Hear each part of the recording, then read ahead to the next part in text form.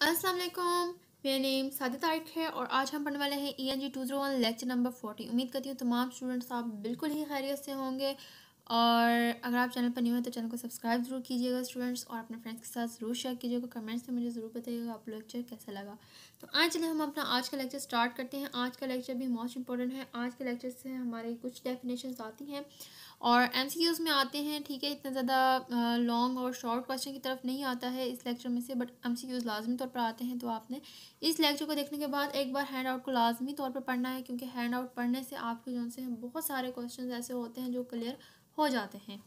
तो आपने सबसे पहले जो हमारी आज की डेफिनेशन है वो है कैपिटलाइजेशन। देखिए, हम कोई भी वर्ड लिख रहे हैं, जैसे कि हमारे लैंग्वेज रिव्यू मैकेनिक्स है, तो हम कोई भी लैंग्वेज लिख रहे हैं, कोई भी सेंटेंस लिख रहे हैं, एक चीज़ आपने बहुत ज़्यादा ऑब्ज़र्व की होगी कि अगर आप पेपर में लिखते हैं और आप सेंटेंस की कैपिटलाइजेशन नहीं लिखते, लेटर का वर्ड जो पहला वर्ड होता है उसको बड़ा नहीं लिखते, तो आपके क्या है एक्सप्रेशन भी बुरा जाता है और आपके मार्क्स भी इस चीज़ पे कटते हैं। तो आपने क्या करना है, अगर आप कोई लेटर लिख रहे हैं, कोई बात लिख रहे हैं, कोई टाइटल बना रहे हैं, कोई भी चीज़ है, ठीक है, कल्चर है, कोई रिवर के बारे में लिख रहे हैं, किसी प्रोजेक्ट के बारे में लिख रहे हैं, ऑब्जेक्ट के बारे में लिख रहे हैं, प्लेस के बारे में लिख रहे हैं, इंस्टीट्यूशन के बारे में लिख रहे हैं, रिवर के बारे में लिख रहे हैं, कल्चर के बारे में लिख रहे हैं, किसी ग्रुप के बारे में, जॉब टाइटल है, कोई भी चीज़ है, तो आपने क्या करना है, उसका पहला वर्ड जो है हमेशा बड़ा रखना है, कैपिटल यूज़ करना है लेटर को, और वहाँ पर कैपिटलाइजेशन आपने लेटर्स यूज़ करने हैं। जैसे पाकिस्तान है, P हम बड़ा रखते हैं, ठीक है, किसी सिटी है, कोई कंट्री है, तो उसका फर्स्ट वर्ड बड़ा रखते हैं। तो इसी तरह से हमने इस चीज़ को भी ध्यान में रखना होता है कि अगर हम कोई सेंटेंस स्टार्ट कर रहे हैं तो स्टूडेंट्स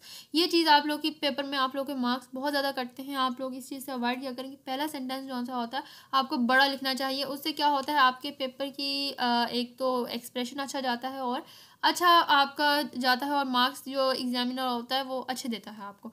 ठीक है, तो इस चीज़ से आपने अगर हम बिल्कुल अवॉइड रखना है। देखें, जैसे सन हो गया, ठीक है, तो वेनस हो गया, अर्थ हो गया, तो पहले वर्ड जो से यहाँ पर उन्होंने कैपिटल लिखे हैं। उसके बाद आ जाता है इटैलिक। अब आपने क्या करना है, इटैलिक लैंग्वेज यूज़ करना है। अब तिरछी लैंग्वेज जो होती है, देखें देखें इटैलिक में उन्होंने बात को लिखा, ठीक है, तो यहाँ पर शो करवाने के लिए, जैसे जनरल बुक्स हो गई, न्यूज़ लेटर्स हो गए, मैनुअल्स हो गए, तो इस तरह की बातें जो होती हैं वो इटैलिक्स में लिख दी उन्होंने लेटर्स को, तो वहाँ पर भी शो करवा दिया, थोड़ा सा तिरछा कर दिया वर्ड्स को। तो इससे क्या है कि हमारी जो राइटिंग है, चीज़ें हैं, फॉरेन वर्ड्स हो गए, वो इटैलिक में लिखे होते हैं हमारे अक्सर। तो जो जर्नल्स बुक्स होती हैं, न्यूज़ लेटर्स होते हैं, थोड़ा सा लेटर्स जो से वो होते हैं वो इटैलिक शेप में होते हैं। तो इस चीज़ को भी हमने बहुत ज़्यादा अपने माइंड में रखना होता है, और इसको आप पढ़ना चाहें तो एग्जांपल्स हैं ये अच्छी हैं, और बाकी इतना ज़्यादा पेपर में ये नहीं आता है। उसके बाद आ जाता है एब्रीविएशन की तरफ। अब एब्रीविएशन क्या होता है कि हम पूरी बात नहीं लिखते हैं। जैसे हम ग्रेजुएशन कह लें, अब ग्रेजुएशन में अगर किसी ने BA किया है तो ठीक है, अब वहाँ पर आपने किस फील्ड में क्या क्या किया है कुछ नहीं, वो आपको बता रहा है। एक उसने छोटी बात कर दी, BA उसने बता दिया, आपको पता चल रहा है कि एब्रीविएशन उसने लिखा, तो BA के हिसाब से पता चल रहा है कि आपने ग्रेजुएशन की है, ठीक है। मिस्टर लिखा, मिसेज लिखा, या PhD लिखी, तो उसने पूरा नहीं लिखा, पूरा सेंटेंस उसने वर्ड यूज़ करने की बजाय उसने शॉर्ट फॉर्म यूज़ कर दी। शॉर्ट वर्ड्स में उसने बता दिया, स्पेसिफिक की वर्ड्स यूज़ कर दिए, जहाँ पर आपको पता चल रहा है कि इसका पूरा मीनिंग ये है। तो उसके बाद आ जाता है एक्रोनिम्स, जो अनलेस जो यहाँ पर वर्ड्स होते हैं, you are following style guide that specific otherwise observe the following convention, यहाँ पर हम एक्रोनिक्स में यूज़ कर लेते हैं। जैसे एड्स हो गया, ठीक है, एक्वायर्ड इम्यूनोडेफिशिएंसी सिंड्रोम, तो ये एक उसकी यहाँ पर उसने पूरी बात बता दी, एब्रीविएशन करके बता दी कि किस तरह से इन चीज़ों की यहाँ पर यूज़ किए जा रही है। अच्छा स्टूडेंट्स, ये आप लोगों ने लाजमी तौर पर याद कर लेना है कि इनकी एब्रीविएशंस क्या है, ठीक है। ये भी अक्सर आप लोग के MCQs में आ जाता है, इस बुक में भी आ जाता है और अदर बुक्स में भी आ जाता है। तो ये इंपॉर्टेंट एग्जाम्पल्स लिखे हुए हैं, इसको आपने स्किप नहीं करना है। उसके बाद नंबर की बात आ जाती है कि नंबर क्या है। अब आप नंबरिंग में भी अपनी जो लैंग्वेज लिख रहे हैं वो आप यूज़ कर सकते हैं। उससे क्या होता है कि आपकी जो स्टाइल है वो गाइड में स्पेसिफिक चीज़ आ जाती है। जैसे आपने 3 लिख दिया, ठीक है, 6 ब्रेसेस लिख दिया, 61 अमाइनो एसिड्स लिख दिया, थर्ड कोई भी आपकी बायो चल रही है, कोई भी लैंग्वेज चल रही है, इंग्लिश चल रही है, लेकिन वहाँ पर आप नंबरिंग भी यूज़ कर सकते हैं। उससे क्या है कि आपके अरबिक आप नंबर्स यूज़ कर सकते हैं, उसमें साइंटिफिक टेक्निकल जो है, तो इस तरह की आप जनरल में आप ये नंबर्स भी यूज़ आप कर सकते हैं। उसके बाद आ जाता है नेक्स्ट हमारा लैंग्वेज का आ जाता है यहाँ पर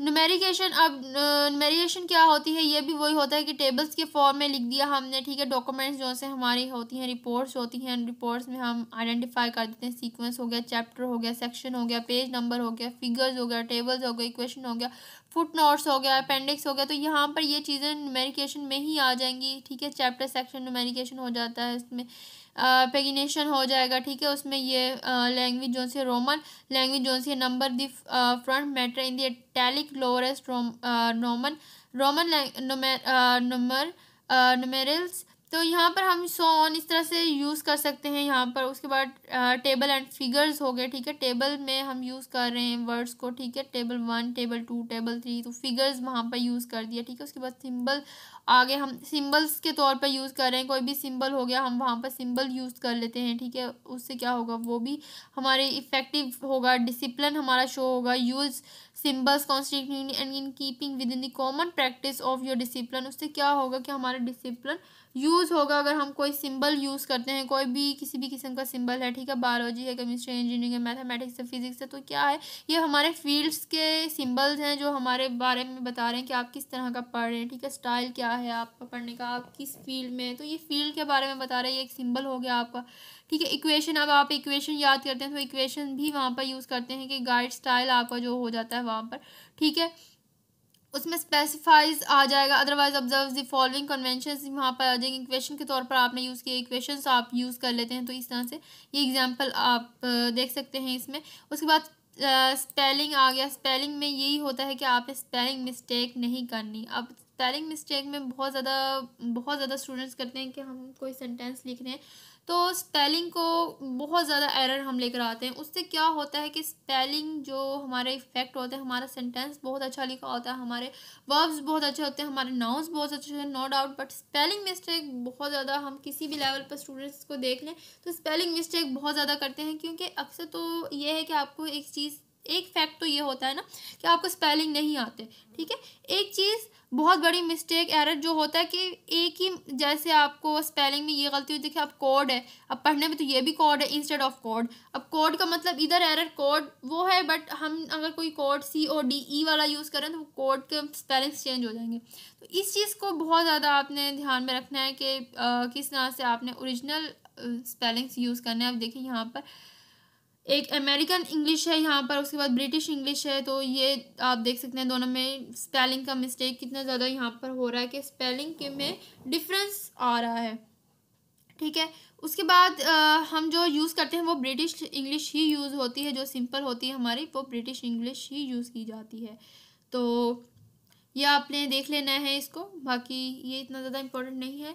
और एक बार हैंड आउट को लाजमी तौर पर रीड आउट कर लीजिएगा, क्योंकि इससे यह हो जाएगा कि आप लोग का कॉन्सेप्ट क्लियर हो जाएगा। आज का लेक्चर इतना ज़्यादा जो था वो डिफ़िकल्ट नहीं था, बिल्कुल ही इजी था लेक्चर हमारा आज का, और इतना ज़्यादा इसमें से पेपर नहीं आता है, बल्कि आपकी डेफिनेशंस आ सकती हैं जस्ट MCQs के अकॉर्डिंग। और हैंड आउट को लाजमी तौर पर पढ़ लीजिएगा इसको, और इनकी डेफिनेशन आपको पता होना चाहिए कि कैपिटलाइजेशन का अगर आपके सामने वर्ड आ रहा है तो उसका मतलब क्या है, इटैलिक में आ रहा है तो इटैलिक क्या है, एब्रीविएशन है तो एब्रीविएशन आपको पता है कि एब्रीविएशन क्या होता है, किसी भी वर्ड को लिख दिया जाता है, ठीक है। एक्रोनिम्स क्या है, नंबर्स की सूरत में लिख रहे हैं, ठीक है, न्यूमेरिकेशन में लिख रहे हैं, सिंबल्स, इक्वेशन, स्पेलिंग मिस्टेक, तो इन चीज़ों को हमने देखना होता है। ये मैकेनिक्स होते हैं जो लैंग्वेज रिव्यू में बहुत ज़्यादा देखे जाते हैं। हम लैंग्वेज को जब रिव्यू करते हैं, देखते हैं, पढ़ते हैं, समझते हैं, तो ये मेन पॉइंट्स होते हैं हमारे जिनको मद्देनज़र रखना है, इनको देखना, ध्यान रखना और इनको रखना।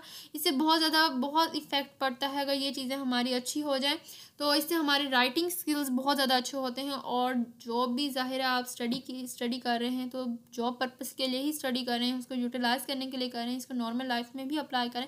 इन मिस्टेक्स से आप लोग अवॉइड करें कि इस तरह की मिस्टेक्स आप ना करते हो, अगर आप करते हैं तो इनको अवॉइड करें, ताकि इस तरह की मिस्टेक्स आपकी नॉर्मल लाइफ में अगर आप अप्लाई करना स्टार्ट कर देंगे, अगर आपके सामने फिर पेपर में भी कोई भी डेफिनेशन आती है तो आप इजीली इसको अटैम्प्ट कर सकेंगे। हैंड आउट को लाजमी तौर पर स्टूडेंट्स पढ़िएगा, क्योंकि आप लोग की ये डेफिनेशंस ही होती हैं जहाँ से लाइंस आ जाती हैं और MCQs बनकर आ जाते हैं। और अपना बहुत ज़्यादा सारा ख्याल रखिएगा। अगर आप चैनल पर न्यू हो तो चैनल को सब्सक्राइब ज़रूर कीजिएगा, फ्रेंड्स के साथ लाजमी शेयर कीजिएगा। अगर मैं कोई एफर्ट कर रही हूँ आप लोग के लिए, अगर आपको लेक्चर वाकई में इंफॉर्मेटिव लग रहा है, आप लोग के लिए हेल्प हो रही है, तो चैनल लाजमी सब्सक्राइब कीजिएगा, फ्रेंड्स के साथ तो लाजमी शेयर कीजिएगा। अपना बहुत ज़्यादा सारा ख्याल रखिएगा। हम मिलेंगे नेक्स्ट लेक्चर में। वालेकुम अस्सलाम, अल्लाह हाफिज़।